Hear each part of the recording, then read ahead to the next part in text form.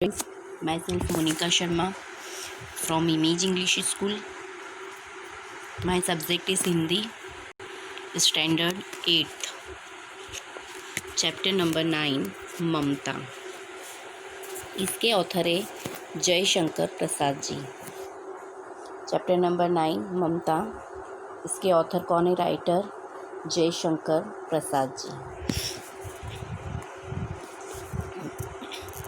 भारतीय संस्कृति में अतिथि को देवता की तुल्य माना गया है ना. अतिथि को हम क्या मानते हैं? भगवान मानते हैं. उसकी धर्म और जाति पर ध्यान दिए बिना उसका स्वागत करने के लिए कहा गया है. मतलब वो कौन सी भी जाति का है, कौन से धर्म पालता है, उससे हमको कोई मतलब नहीं. अगर हमारे यहाँ पे कोई अतिथि या मेहमान आया है तो हम उसे भगवान के रूप में मानते हैं और उसका स्वागत करते हैं. इतिहास के आधार पर लिखी गई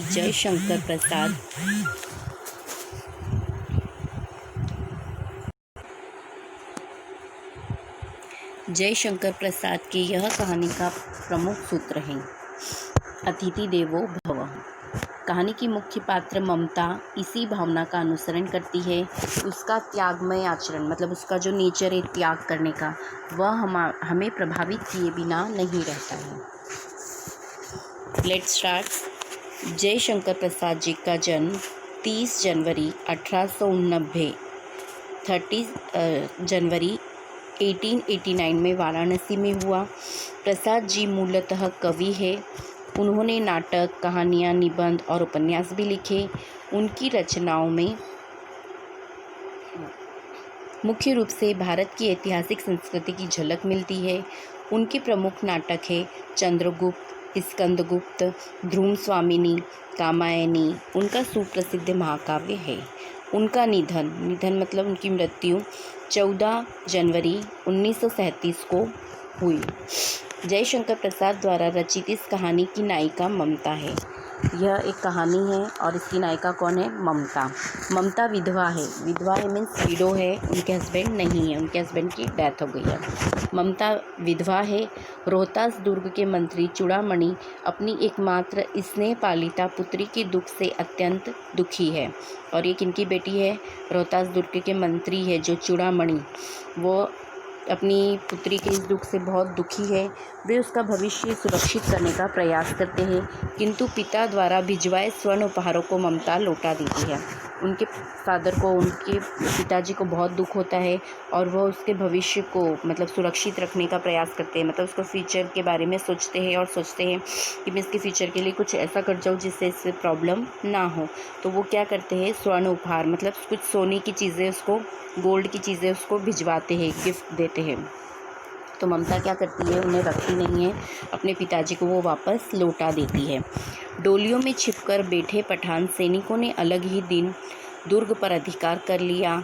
चूड़ामणि वहीं मारे गए, किंतु ममता वहाँ से सुरक्षित काशी के उत्तर में स्थित एक बिहार में जा पहुँची और वहीं रहने लगी.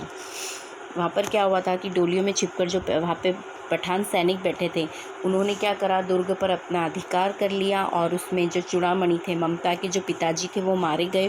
परंतु ममता वहाँ से क्या सुरक्षित लौटकर काशी के उत्तर स्थित एक बिहार में जा पहुँची और वहीं रहने लगी. लंबा समय बीत गया. अपनी झोपड़ी में बैठी ममता दीप के आलोक में पाठ कर रही थी कि एक भीषण और हताश आकृति ने आश्रय मांगा. वह क्या कर रही थी? झोपड़ी में बैठकर एक दीपक जला रखा था और एक पाठ कर रही थी. इतने में एक भीषण और हताश आकृति मतलब एक कोई आकृति आई उसके सामने और उन्होंने आश्रय मांगा. संकोचपूर्ण ममता ने अतिथि धर्म का पालन करते हुए उस पति को आश्रय दिया. वो जो राहगीर आया था उसने क्या करा? ममता ने आश्रय दिया. क्यों? क्योंकि अतिथि देवो भव, जो अतिथि हमारे घर मेहमान आता है हमें उसका स्वागत करना चाहिए. वह पति और कोई नहीं, हुमायूं था, जिसने सुबह होने पर अपने एक सैनिक मिर्जा को इस वृद्धा की टूटी झोपड़ी बनवाने का आदेश दिया. वह कौन थे? वह हुमायूं थे. और उन्होंने क्या करा था? अपने सैनिक मिर्जा को क्या किया था? इस वृद्धा की टूटी झोपड़ी मतलब ये जो झोपड़ी टूटी हुई थी उसको बनवाने का आदेश दिया. ममता अब 70 वर्ष की हो चली थी. अचानक उसे एक अश्वारोही की आवाज़ सुनाई दी तो उसी की झोपड़ी के बाहर में पता पूछ रहा था। ममता उस मुगल अश्वारोही को वह स्थान सौंपकर अनंत यात्रा पर चली गई। उस स्थान पर एक आकर्षक मंदिर बनाया जिसके शिलालेख पर सातों देश के नरेश, हुमायूं और उसके पुत्र अकबर का नाम तो था, किंतु ममता का कहीं जिक्र तक न था।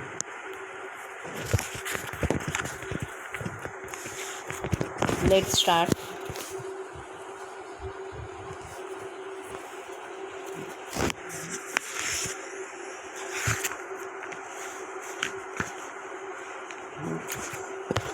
रोहतास दुर्ग के प्रकोष्ठ में बैठी हुई युवती ममता शोन के तीक्ष्ण गंभीर प्रवाह को देख रही थी। मन में वेदना, मस्तक में आंधी, आँखों में पानी की बरसात लिए वह विकल थी। वह रोहतास दुर्ग के मंत्री चूड़ामणि की एकमात्र दुहिता थी। उसके लिए कोई अभाव होना असंभव था, परंतु वह विधवा थी। उसकी विडंबना का अंत कहाँ था। चूड़ामणि ने चुपचाप उस प्रकोष्ठ में प्रवेश किया। शोन के प्रवाह और उसके कलनाद में ममता अपना जीवन मिलाने में बेसुध थी। पिता का आना न जान सकी। चूड़ामणि व्यथित हो उठे। स्नेह पालिता पुत्री के लिए क्या करें, यह स्थिर न कर सकते थे। लौटकर बाहर चले गए, ऐसा प्रायः होता, परंतु आज मंत्री के मन में बड़ी दुश्चिंता थी। पैर सीधे न पड़ते थे। बेटी के लिए पिता की बहुत चिंता थी। चूड़ामणि रोहतास दुर्ग के मंत्री थे। दुर्ग पर शेरशाह अधिकार करना चाहता था और चूड़ामणि का मंत्री पद उनसे छीनने वाला है। उन्हें अपनी बेटी ममता के भविष्य की बहुत चिंता है। ममता विधवा है। चूड़ामणि उसके भविष्य को सुरक्षित करना चाहते हैं। नेक्स्ट, चूड़ामणि ने चुपचाप उस प्रकोष्ठ में प्रवेश किया। शोन के प्रवाह और उसके कलनाद में ममता अपना जीवन मिलाने में बेसुध थी। पिता का आना न जान सकी। चूड़ामणि व्यथित हो उठे। स्नेह पालिता पुत्री के लिए क्या करें, वह स्थिर न कर सकते थे। लौटकर बाहर चले गए, ऐसा प्रायः होता, परंतु आज मंत्री के मन में बड़ी दुश्चिंता थी। पैर सीधे न पड़ते थे। चतुर शेरशाह चूड़ामणि को चांदी के थालों में सोना भरकर रिश्वत देता है और चूड़ामणि चाहते हैं कि ममता इसे अपने पास रख ले, पर ममता इसे स्वीकार नहीं करती है। वह इसे अनर्थ मानती है, गलत मानती है और चूड़ामणि ममता को मूर्ख मानता है। एक पहर बीत जाने पर वे ममता के पास आए। उस समय उनके पीछे 10 सेवक चांदी के बड़े थालों में कुछ लिए खड़े थे। कितने ही मनुष्यों के पद शब्द सुन ममता ने घूमकर देखा। मंत्री ने सब थालों को रखने का संकेत दिया। अनुचर थाल रखकर चले गए। ममता ने पूछा, यह क्या है पिताजी? तेरे लिए बेटी उपहार है, कहकर चूड़ामणि ने आवरण उलट दिया। स्वर्ण का पीलापन उस सुनहरी संध्या में विकीर्ण होने लगा। ममता चौंक उठी। इतना स्वर्ण, यह कहाँ से आया? चुप रहो ममता, यह तुम्हारे लिए है। कौन? उसके पिताजी बोलते, ममता तुम मूर्ख हो, तुम चुप रहो, यह सब तुम्हारे लिए है। तो क्या आपने शत्रु का उत्कोच स्वीकार कर लिया? पिताजी, यह अनर्थ है, अर्थ नहीं। लौटा दीजिए पिताजी, हम लोग ब्राह्मण हैं, इतना सोना लेकर क्या करेंगे? इस पतनोन्मुख प्राचीन सामंत वंश का अंत समीप है बेटी। किसी भी दिन शेरशाह रोहतास दुर्ग पर अधिकार कर सकता है। उस दिन मंत्रित्व न रहेगा, तब के लिए है बेटी।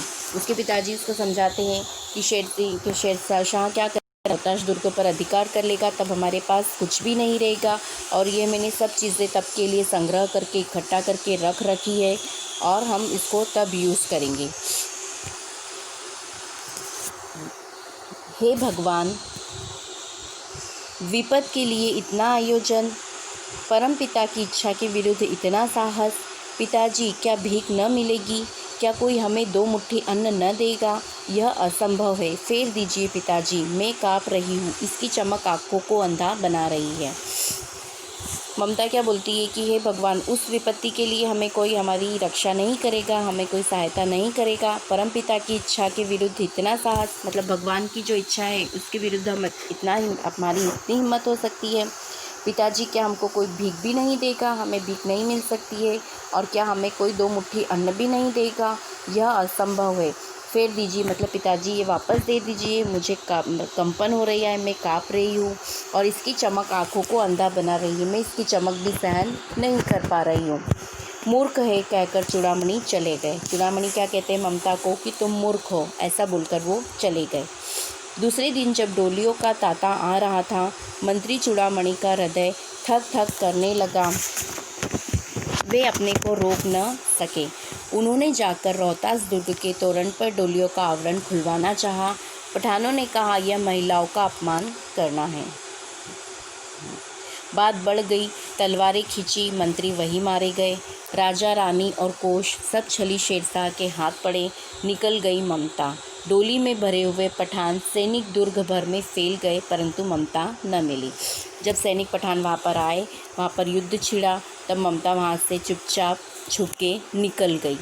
काशी के उत्तर में स्थित धर्म चक्र विहार मौर्य और गुप्त सम्राटों की कीर्ति का खंडर था।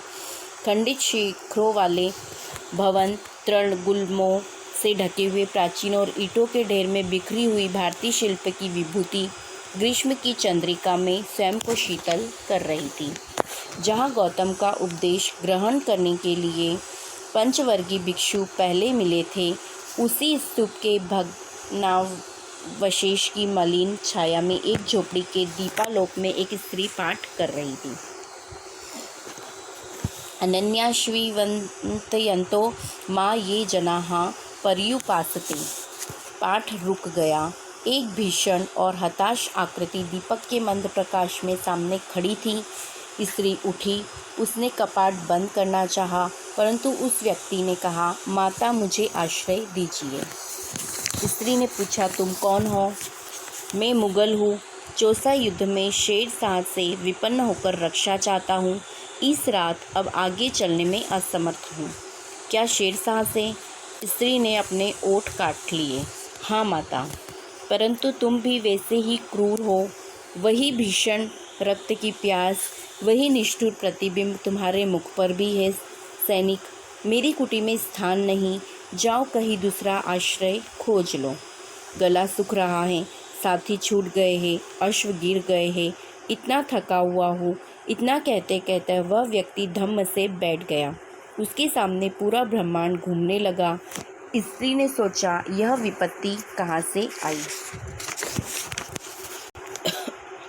उसने जल दिया, मुगल के प्राणों की रक्षा हुई। वह सोचने लगी कि ये सब दया के पात्र नहीं, मेरे पिता का वध करने वाले आतताई। घृणा से उनका मन विरक्त हो गया। स्वस्थ होकर मुगल ने कहा, माता तो फिर मैं यहाँ से चला जाऊँ? स्त्री विचार कर रही थी। मैं ब्राह्मणी हूँ, मुझे तो अपना धर्म अतिथि देव के सत्कार का पालन करना चाहिए, परंतु यहाँ नहीं, ये सब दया के पात्र नहीं। परंतु यह तो दया तो नहीं, कर्तव्य करना है तब। मुगल अपनी तलवार टेक कर उठ खड़ा हुआ। ममता ने कहा, क्या आश्चर्य है कि तुम भी छल न करो, ठहरो। ममता ने क्या करा? ममता को उसके ऊपर विश्वास तो नहीं हो रहा था, पर फिर भी उसका नेचर था कि अतिथि देवो भव, इसलिए उसने उसे आश्रय दिया, उसे उसका सत्कार किया, उसका स्वागत किया। फिर भी उसके मन में कहीं ना कहीं कुछ न कुछ तो कंज थी कि मुगल अपनी तलवार टेक कर उठ खड़ा हुआ और ममता ने कहा, क्या आश्चर्य है कि तुम भी छल ना करो, कि तुम भी धोखा नहीं दोगे। उस रात दीपक के प्रकाश में ममता गीता का पाठ कर रही थी। उसी समय एक भीषण और हताश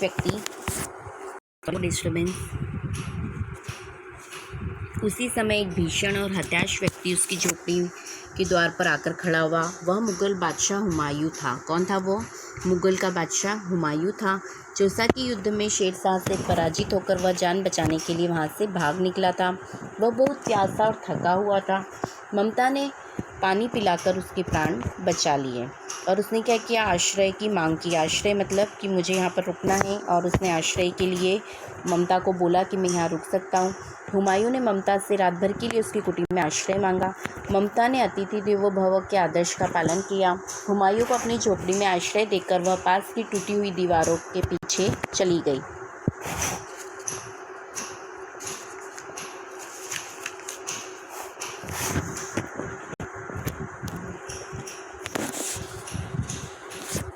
नेक्स्ट, छल नहीं तब नहीं स्त्री, जाता हूँ तैमूर का वंशधर स्त्री से छल करेगा, जाता हूँ भाग्य का खेल है। ममता ने कहा, यह कौन दुर्ग है, यही झोपड़ी न, जो चाहे ले लो, मुझे तो अपना कर्तव्य निभाना पड़ेगा।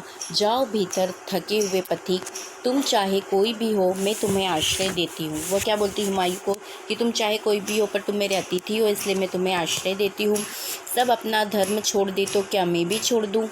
मुगल ने चंद्रमा के मंद प्रकाश में वह महिमामय मुखमंडल देखा।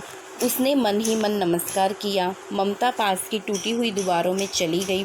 भीतर थके पथिक ने झोपड़ी में विश्राम किया। उस झोपड़ी में हुमायूं रुक गए और ममता क्या झोपड़ी के बाहर कई दीवारों में जाकर छुपकर बैठ गई। नेक्स्ट, प्रभात में खंडहर की संधि से ममता ने देखा सैकड़ों अश्वरोही उस प्रांत में घूम रहे हैं। वह अपनी मूर्खता पर स्वयं को कोसने लगी। क्या हुआ, उसने अपने आप को मूर्ख माना और अपने आप को ही वो कोसने लगी, क्योंकि जब सुबह सुबह में खंडहर की संधि में ममता ने देखा कि बहुत सारे अश्वारोही उस प्रांत में घूम रहे हैं, तो उसने अपने आप को ही मूर्ख समझा और खुद को ही कोसने लगी। एकाएक झोपड़ी से निकलकर उस पथिक ने कहा, मिर्जा मैं यहाँ हूँ। शब्द सुनते ही प्रसन्नता की चित्कार ध्वनि से वह प्रांत गूंज उठा। ममता अधिक भयभीत हुई। पथिक ने कहा, वह स्त्री कहाँ है, उसे खोज निकालो। वह यह सब सुनकर डर गई और पथिक जो कि हुमायूं थे, उन्होंने क्या कहा कि वह स्त्री कहाँ है, उसे खोज निकालो, उसे ढूंढ लाओ। ममता छिपने के लिए अधिक सचेष्ट हुई। वह मृग दाव में चली गई। ममता और छिपने लगी, उसे डर लगने लगा और वह मृग दाव में चली गई। दिन भर उसमें से न निकली। संध्या हो गई, वे लोग जाने लगे। ममता ने सुना पथिक घोड़े पर सवार होते हुए कह रहा था, मिर्जा, उस स्त्री को मैं कुछ दे न सका, उसका घर बनवा देना, क्योंकि मैंने विपत्ति में यहाँ विश्राम पाया था। यह स्थान भूलना मत। इसके बाद वे वहाँ से चले गए। हुमायूं ने जाते जाते क्या कहा, ममता वहाँ पे छुपी हुई थी और वह सब बातें उनकी सुन रही थी और संध्या मतलब शाम का समय हो गया और वे लोग सब जाने लगे।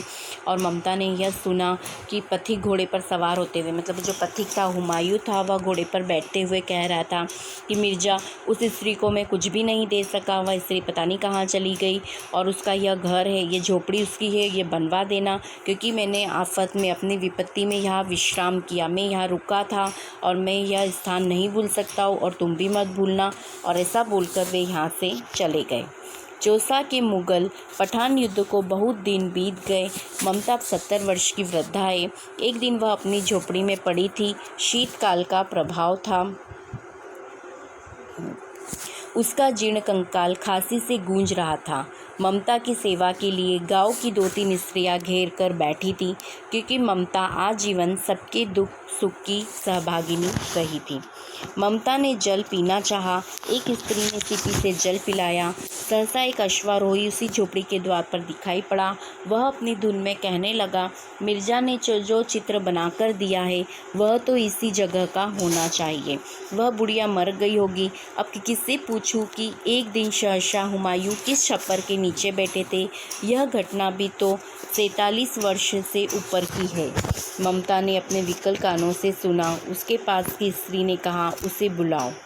यह सब बातें ममता सुन रही थी और उसके पास जो स्त्री बैठी थी उसने कहा, उसे बुलाओ। अश्वारोही पास आया। ममता ने रुककर कहा, मैं नहीं जानती कि वह शहंशाह था या साधारण मुगल। ममता ने क्या कहा कि मैं नहीं जानती थी कि वह राजा हुमायूं थे, शहंशाह थे या कोई साधारण मुगल, पर एक दिन इसी झोपड़ी के नीचे वह रहा। मैंने सुना था कि वह मेरा घर बनवाने की आज्ञा दे चुका था। भगवान ने सुन लिया। आज मैं इसे छोड़े जाती हूँ। अब तुम इसका मकान बनाओ या महल, मैं अपने चिर विश्राम में जाती हूँ। उसने क्या कहा कि मैं यह स्थान छोड़कर जा रही हूँ। अब यहाँ पर तुम महल बनवाओ या कुछ भी करो, मुझे यहाँ नहीं रहना है। बुढ़िया के प्राण पखेरु उड़ गए। वह अश्वारोही अवाक खड़ा रह गया।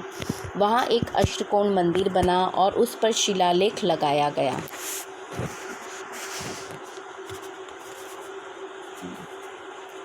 सातों देश के नरेश हुमायूं ने एक दिन यहाँ विश्राम किया था।